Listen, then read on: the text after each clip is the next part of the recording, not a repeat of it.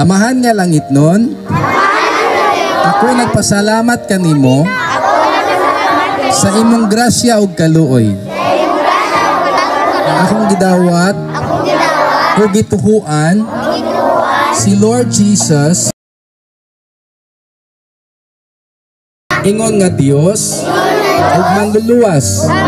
Amahan nga langit nun, ako nagatuo na namatay si Jesus ug nabanhaw pagpasaylo ug pagluwas kanako. Salamat Amahan sa imong grasya gugma ug kaluoy. Salig ko kanimo akong kinabuhi ug akong kaugmaon.